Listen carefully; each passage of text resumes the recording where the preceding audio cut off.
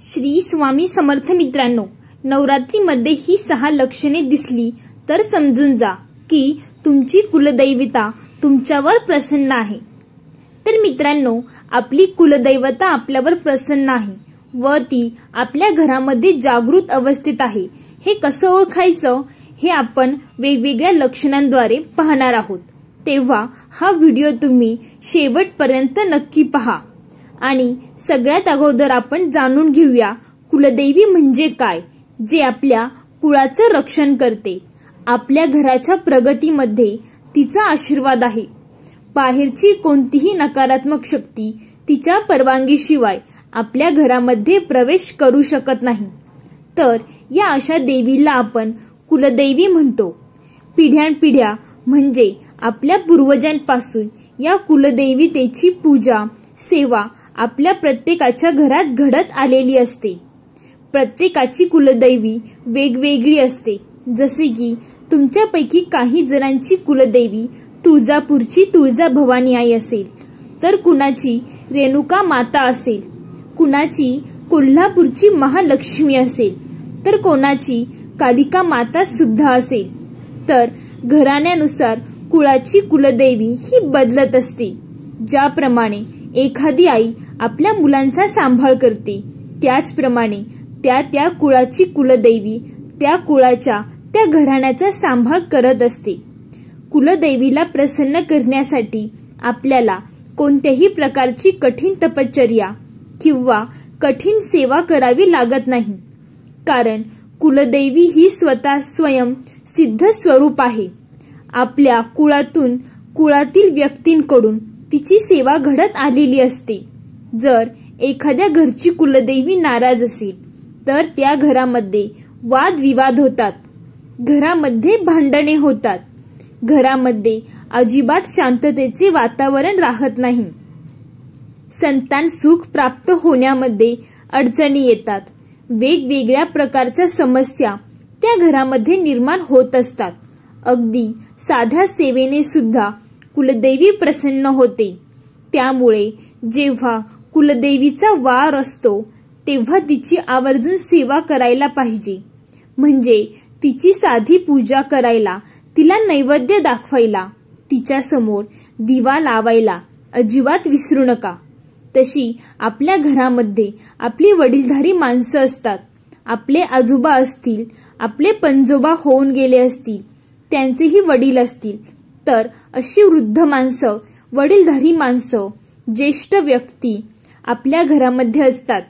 त्याचप्रमाणे आपला कुळाचा सांभाळ करायला आपली कुलदेवी असते। वर्षातून एकदा का होईना आपण आपल्या कुलदेवीला गेलं पाहिजे। कुलदेवीच्या ठिकाणी आपल्या घरातील व्यक्तींनी कुलदेवतेची पूजा केली पाहिजे। घरात नवीन बाळासह देखील कुलदेवीचा आशीर्वाद घेण्यासाठी गेले पाहिजे, ज्यामुळे कुलदेवीचा आशीर्वाद त्या घराण्यावर कायम राहतो। त्याचबरोबर कोणतेही कठीण प्रसंग जर आपल्यावर येणार असेल, एखादी व्यक्ती आकस्मिक समस्या आपल्यावर येणार असेल, तर त्यापासून कुलदेवी आपलं रक्षण करते। त्यासाठीच आपण आपल्या घरामध्ये कुलदेवीचे मंगल कलश भरून ठेवायचा असतो। कुलदेवीला प्रसन्न करण्यासाठी आपल्याला कोणत्याही प्रकारची कठीण तपश्चर्या किंवा कठीण व्रत करायची गरज नाही। मात्र वर्षभरामध्ये जी काही मंगल कार्य आपण आपल्या घरामध्ये करतो, किंवा आपल्या घरी किंवा बाळ जन्माला येतं, किंवा घरामध्ये एखादं लग्न कार्य होतं, तेव्हा त्या जोडप्याने देखील कुलदेवीचा आशीर्वाद घेण्यासाठी कुलदेवीच्या मूळ ठिकाणास जाणे आवश्यक आहे। नवीन कामाची सुरुवात करतो त्या वेळेला मात्र आपण आपल्या कुलदेवीला ध्यानात ठेवलं पाहिजे, तिचं स्मरण केलं पाहिजे। नवीन गोष्टींची सुरुवात करण्यापूर्वी आपण तिचा आशीर्वाद घेतला पाहिजे। एवढं केलं तरी पुरेसं आहे। आता तुम्हाला आधी खास लक्षणे किंवा काही खास संकेत सांगणार आहे, ज्यावरून तुम्हाला कळेल की तुमची कुलदेवी तुमच्यावर प्रसन्न आहे। ती तुमच्या घरामध्ये जागृत अवस्थेत आहे, ती तुमच्या घरामध्ये निवास करते। पण त्या अगोदर तुम्ही जर ह्या चॅनेलवरती नवीन असाल तर चॅनेलला सबस्क्राईब करा आणि कमेंटमध्ये तुमच्या कुलदैवितेचं नाव लिहायला विसरू नका. एक ज्या घरातील कुलदैवी त्या घराण्यावर त्या कुटुंबावर प्रसन्न असते त्या घरातील कोणत्याच कामांना कोणत्याही प्रकारची बाधा येत नाही. म्हणजे त्या घरातील व्यक्तींनी जे काही काम हातात घेतलेली आहेत ती कामे पूर्णच जातात. ते थांबत नाहीत ना त्या कामांमध्ये असफलता मिळते. ज्यांना काही कामांमध्ये अडचणी येत असतील म्हणजे कितीही साधं काम असेल किंवा कोणतीही गोष्ट करायला घेतली की त्यामध्ये अडचणी जर निर्माण होत असतील तर तुम्ही समजून जा तुमची कुलदेवी तुमच्यावर नाराज आहे व तुमच्याकडून तुमच्या कुलदैवितेचं काहीतरी चुकत आहे. त्यामुळे काय करायचं, वर्षातून एकदा का होईना घरातील कुटुंबासह सहपरिवारासह लहान मुलां बाळांसह कुलदैवितेच्या ठिकाणी जाऊन यायचं. म्हणजे आपल्या कुलदैवितेचा मूळ ठिकाण आहे तेथे तुम्हाला जायचं आहे. तेथे दर्शन करून आलात, देवीची ओटी भरलीत किंवा नवरात्रीच्या वेळी घरातील एखाद्या सदस्यांनी का होईना नवरात्रीचे 9 दिवसांचे उपवास केले तरी सुद्धा भरपूर आहे. म्हणजे वर्षभरामध्ये ते जे काही कुलदैवितेचे येते, कुलदैवितेचे काही उपवास असतील, कुलदेवीची काही कार्य असतील, जसे की नवरात्रीमध्ये आपल्याला कुलदेवीची सेवा करायला लागते. चैत्र नवरात्रीमध्ये सुद्धा आपण कुलदेवितेची सेवा करतो. कुलदेवितेचा शुक्रवार हा वार कुलदेवितेचा असतो. जमले तर त्या दिवशी सुद्धा उपवास करावा. आपल्याकडून कुलदेवीची सेवा घडली पाहिजे. त्याला प्रत्येक कामामध्ये यश मिळेल तर कोणतेही कामावर येणार नाही. आपल्यावर प्रसन्न असायचे दुसरे लक्षण असे आहे की त्या घरातील सदस्य एकमेकांचा आदर करतात, मिळून मिसळून राहतात, प्रत्येक गोष्टींमध्ये एकमेकांचा विचार घेतात.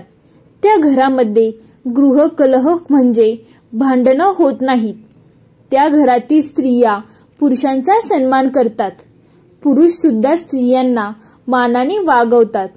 त्यांना अजिबात कमी लेखत नाही.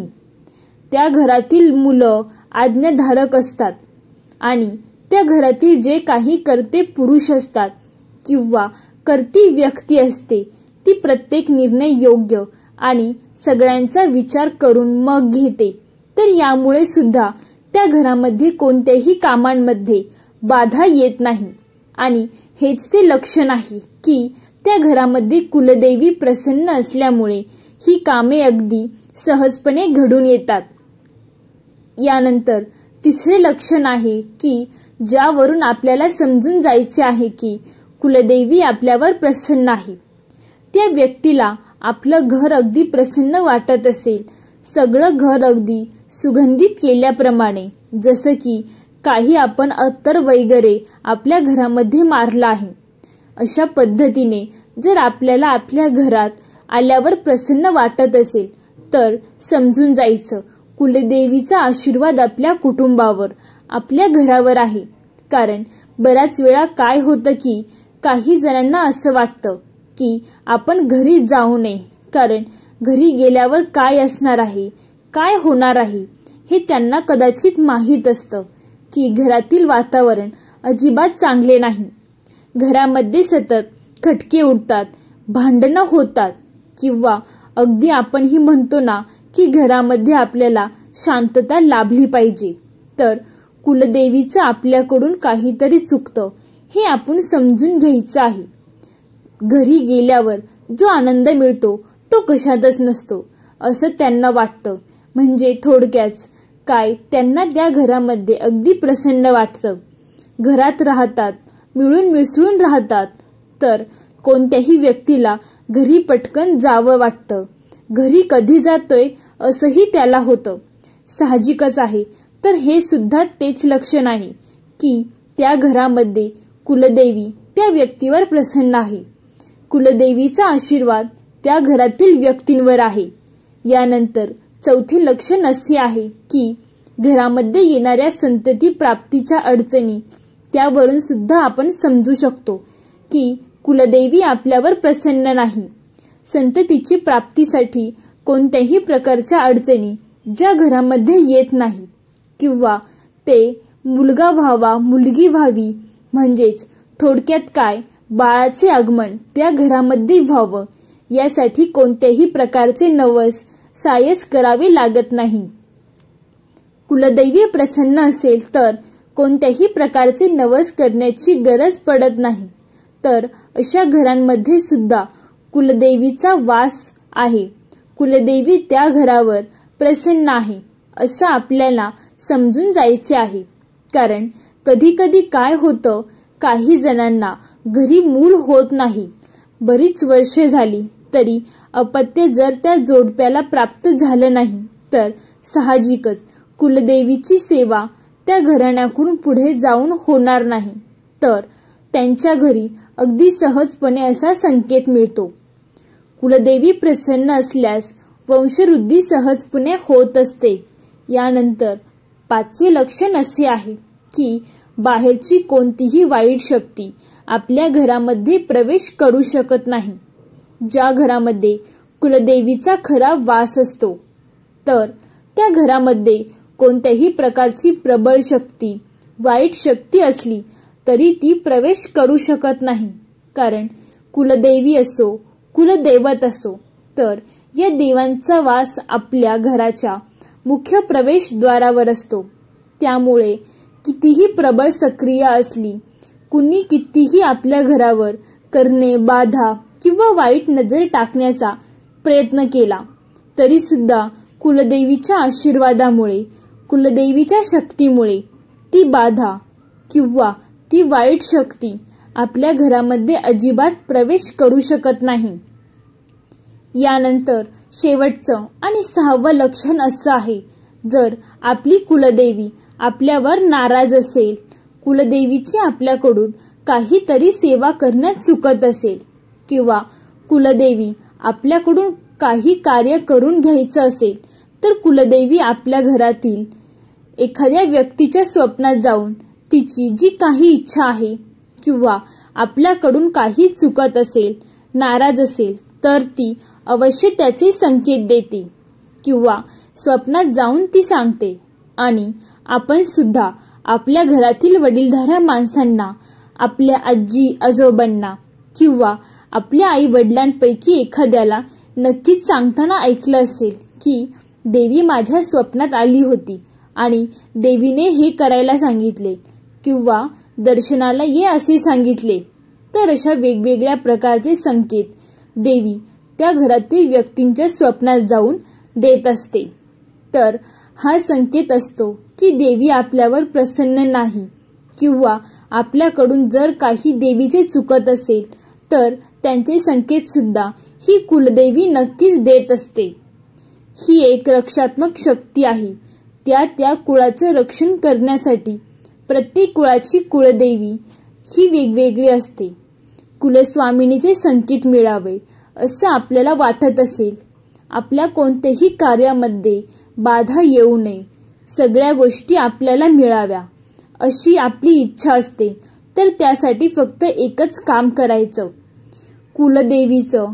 कुलदेवीचे कोणतेही कार्य अजिबात चुकवायचे नाही किंवा ज्या गोष्टी आपण सुरू करून नवीन काही कार्याचा आरंभ आपल्या घरी होणार असेल, त्याचबरोबर आपल्या घरी काही शुभ कार्य असेल तर कोणतेही महत्त्वाचं काम करताना कुलदेवीचा आशीर्वाद घ्यावा लागतो.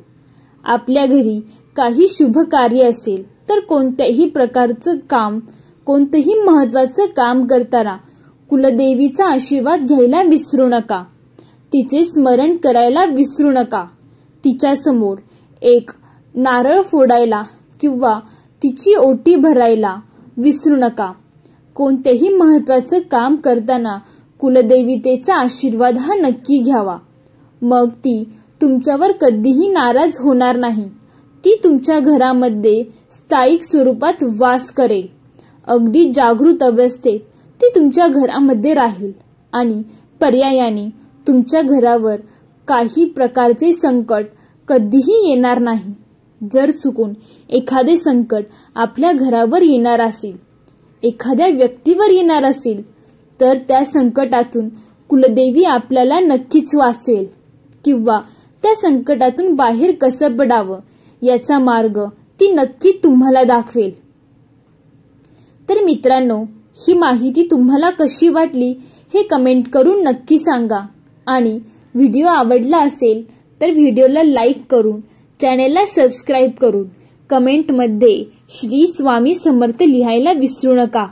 धन्यवाद मित्रांनो. बोला श्री स्वामी समर्थ.